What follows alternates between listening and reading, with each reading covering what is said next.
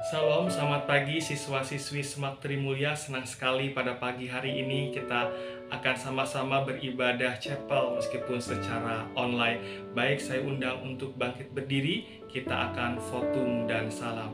Marilah kita mulai ibadah pada pagi hari ini dengan satu kesadaran bahwa pertolongan kita datangnya dari Allah yang menjadikan langit dan bumi, dan cinta kasih dari Tuhan Yesus Kristus, pertolongan dan penyertaannya datang dari Roh Kudus menyertai kita sekalian.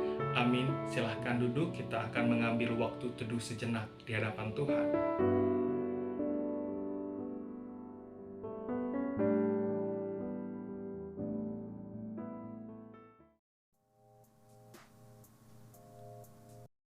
Bapa, Engkau sungguh baik, kasih-Mu melimpah di hidupku. Bapa, ku berterima kasih berkat-Mu hari ini yang Kau sediakan bagiku. Ku naikkan syukurku buat hari yang Kau beri, tak habis-habisnya kasih dan rahmat-Mu, selalu baru dan tak pernah teramat pertolongan-Mu, besar setia-Mu di sepanjang hidupku.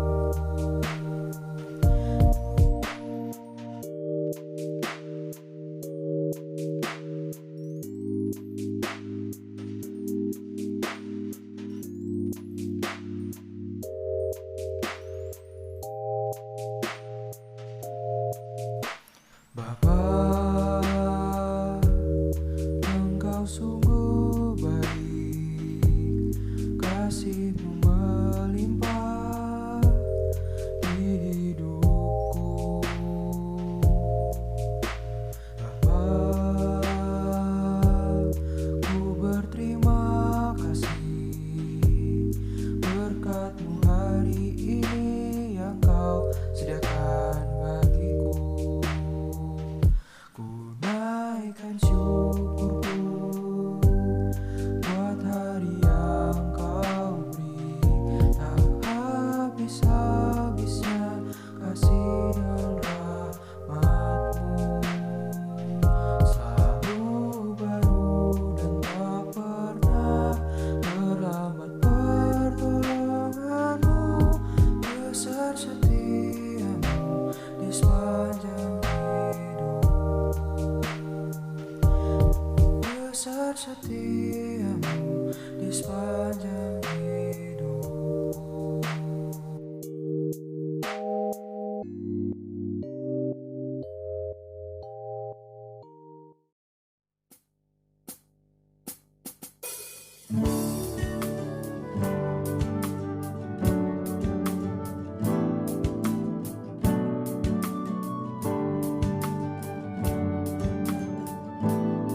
Seindah siang di sinar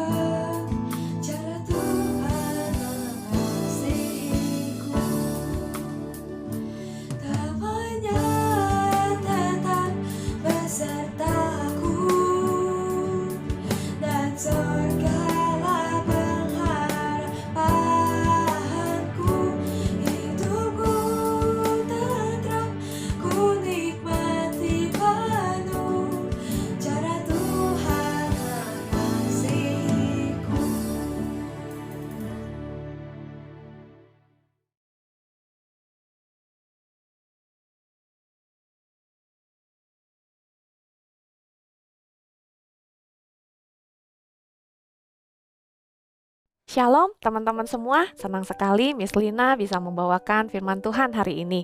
Semoga semuanya dalam keadaan sehat ya, dan tetap semangat. Mari sebelumnya kita akan masuk di dalam doa. Mari kita berdoa. Tuhan Allah Bapa kami bersyukur dan berterima kasih untuk hari ini kami masih boleh chapel bersama-sama Tuhan, sekalipun kami terpisah oleh jarak Tuhan. Tetapi kami yakin dan percaya bahwa kuasa Tuhan akan hadir dimanapun kami berada. Tuhan akan menolong setiap kami yang mendengarkan firman-Mu pada pagi hari ini, supaya kami tidak hanya mendengarkan firman-Mu, tetapi kami juga boleh memperoleh satu rema melalui apa yang Engkau ingin sampaikan kepada setiap kami pada pagi hari ini. Berbicaralah Tuhan, sebab kami semua siap untuk mendengarkan. Di dalam nama-Mu Tuhan dan Juru Selamat kami yang hidup, kami berdoa meminta mengucap syukur. Amin. Ya, teman-teman, apakah kalian pernah mempertanyakan apakah Allah itu benar-benar ada? Lalu jika Allah benar-benar ada, mengapa ada kesulitan, kejahatan, kesedihan di dunia ini? Pernahkah kalian mengalami saat yang benar-benar sulit, keadaan di mana kalian merasa sangat terpuruk? Rasanya tidak ada seorang pun yang peduli. Bahkan Allah yang kita percaya pun rasanya tidak hadir saat itu. Salah nggak ya kita mempertanyakan kehadiran Allah? Saya nggak tahu ya bagaimana, apakah teman-teman juga ada yang pernah mengalami saat-saat seperti itu. Tetapi saya sendiri pernah mengalami itu. At the lowest point in my life, I wonder where is God? Apakah Ia melihat saya yang sedang sangat sedih, sangat terpuruk? Saya sendirian tidak tahu apa yang harus saya lakukan. Bahkan untuk melewati 1 menit demi 1 menit saja rasanya begitu sulit buat saya. Setiap saat saya mempertanyakan mengapa hal ini terjadi kepada saya. Di manakah Allah saat ini, saat semuanya ini sedang terjadi? Jika kalian pernah mengalami situasi seperti yang saya alami, rasanya tidak ada jawaban untuk kita semua. Apa yang sedang kita alami, kita bahkan ragu. Apakah Allah yang kita percaya betul-betul ada, bukan? Guys, it's okay to be not okay. Daud, seorang tokoh besar di dalam Alkitab, orang yang diceritakan sangat dekat dengan Allah, seringkali mengalami banyak kesulitan di dalam hidupnya. Dalam kitab Mazmur seringkali kita menemukan bagaimana Daud curhat kepada Tuhan. Salah satu contohnya adalah di dalam Mazmur 31. Daud menceritakan mengenai kesesakan yang dialaminya, kesedihannya, kesengsaraannya. Ia meratap kepada Allah. Ia mengatakan, "Sendengkanlah telingamu kepadaku. Kasihanilah aku ya Tuhan, sebab aku merasa sesak. Aku telah hilang dari ingatan seperti orang mati."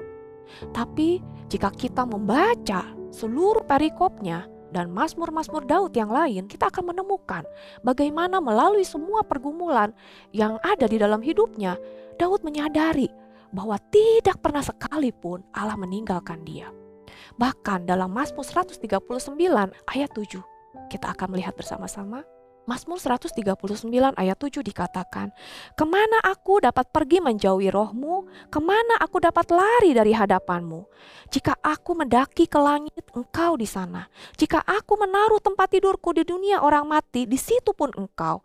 Jika aku terbang dengan sayap fajar dan membuat kediaman di ujung laut, juga di sana tangan-Mu akan menuntun aku, dan tangan kanan-Mu memegang aku.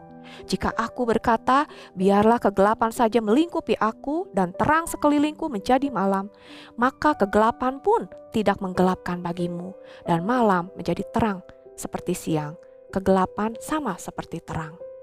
Daud mengenal Tuhan melalui pengalaman hidupnya. Ia menyadari bahwa Allah itu maha hadir. Karena penyataan Allah dalam hidupnya, ia tidak bisa lari, bahkan dikatakan tidak bisa bersembunyi dari hadapan Tuhan. Karena Tuhan ada di segala tempat. Walaupun dia pergi ke langit di atas, ataupun dia ke ujung laut, Tuhan mampu menjangkau dirinya. Bahkan di dunia orang mati yang tidak terjangkau oleh manusia sekalipun, Tuhan hadir di sana. Dan teman-teman, Tuhan bukan hanya menjangkau Daud, namun kita semua. Kita adalah orang-orang yang Tuhan jangkau. Mungkin it's okay to be not okay as long as you are here. As long as God is with us. Kita seringkali tidak menyadari bahwa Allah selalu hadir. Ia dapat hadir sekaligus di saat saya dan kalian sedang mengalami suka ataupun duka. Ia ada di semua tempat secara bersamaan. Mengapa bisa seperti itu?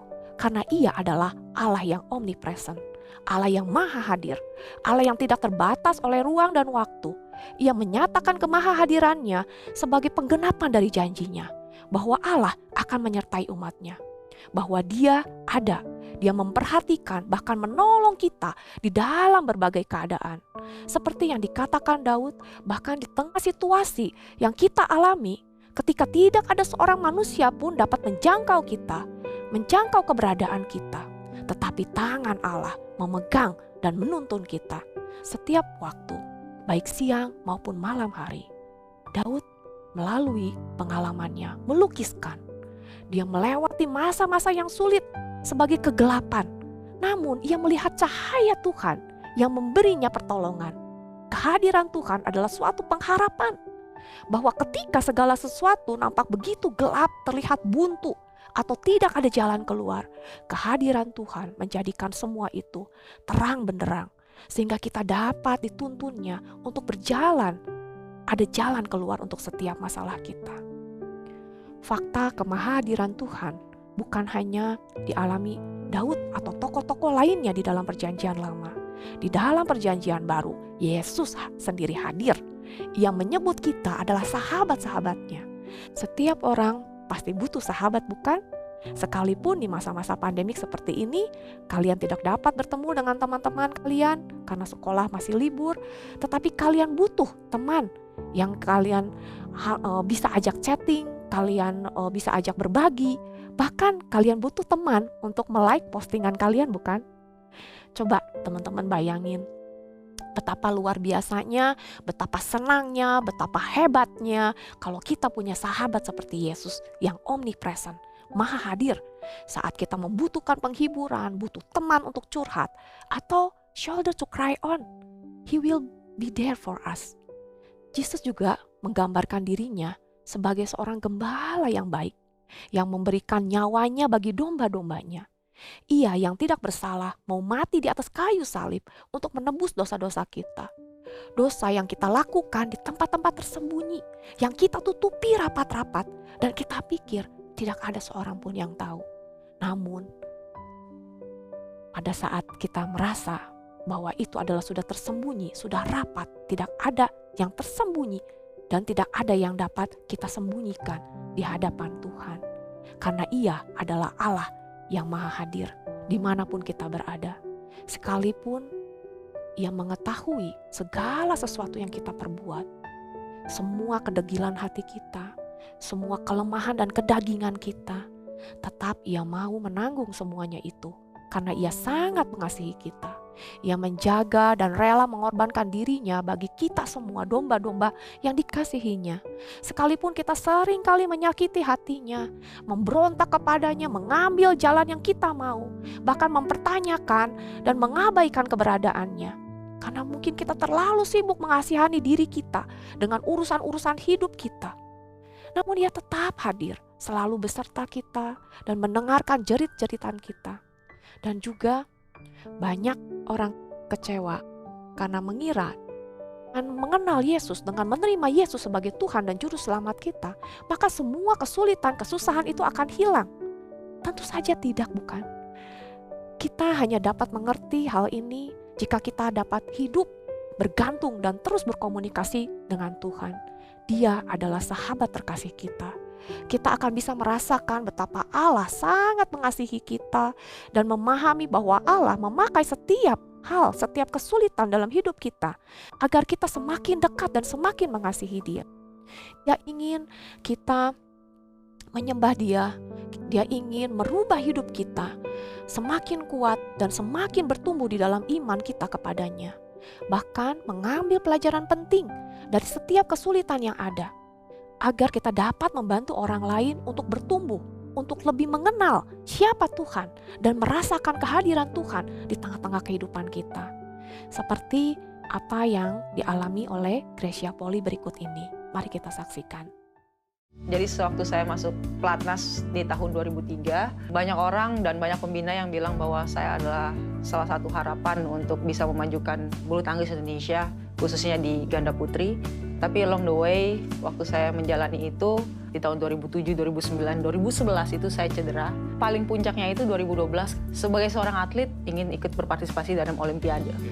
Dan kenyataannya saya masuk Olimpiade tapi saya didiskualifikasi dari Olimpiade. Dan itu membuat hancur semua mimpi, buyar dan segala macam. Dan banyak orang bilang, kemudian buat apa investasi banyak-banyak pada akhirnya tidak menghasilkan prestasi apapun.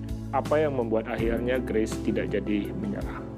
Sedikit orang yang masih percaya dengan talenta saya di dalam dunia bulu tangkis ini.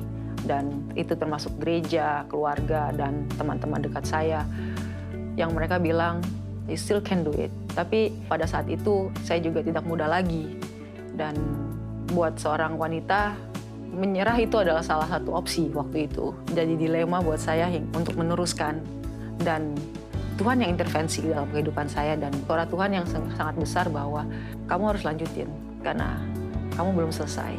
Jadi itu yang membuat saya mau maju dan saya mendengar sedikit suara yang positif dan di antara semua mayoritas yang bilang saya pada waktu itu, kamu udah, you're done. Apa definisi keberhasilan dan jadi bintang bagi seorang Grace Polly? Bisa bersinar buat orang lain, bukan buat diri saya sendiri saja. Karena mimpi saya juga adalah bisa menciptakan generasi selanjutnya yang mereka bisa bersinar dan bisa melanjutkan tali estafet ini.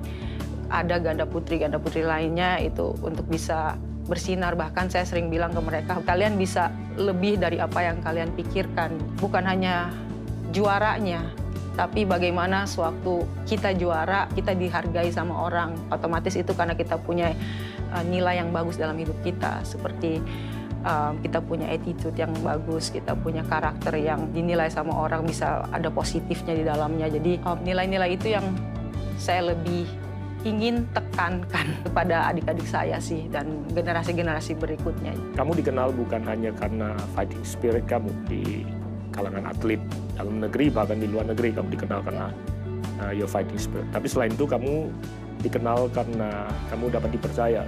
Saya dengar banyak menjadi tempat orang curhat. Menurut kamu apa yang menyebabkan kamu menjadi orang dan pribadi seperti itu? Saya banyak belajar sewaktu di kegagalan itu. Saya semakin dekat dengan Tuhan. Tuhan ajarin saya untuk punya nilai-nilai, value-value yang bagus. Ternyata itu Tuhan persiapkan untuk saya bisa sharing. Jadi apa yang mungkin kalau saya sering bagikan setiap minggu atau pastor-pastor lain dan teman-teman yang sharing, yang komunitas di date, di keluarga, bahkan itu yang membuat saya nggak usah saya ngomong, mereka sudah bisa merasakan dan bahkan mereka bisa datang dan untuk minta pendapat. Dan saya bersyukur karena itulah Tuhan ciptakan saya untuk bisa memberkati banyak orang.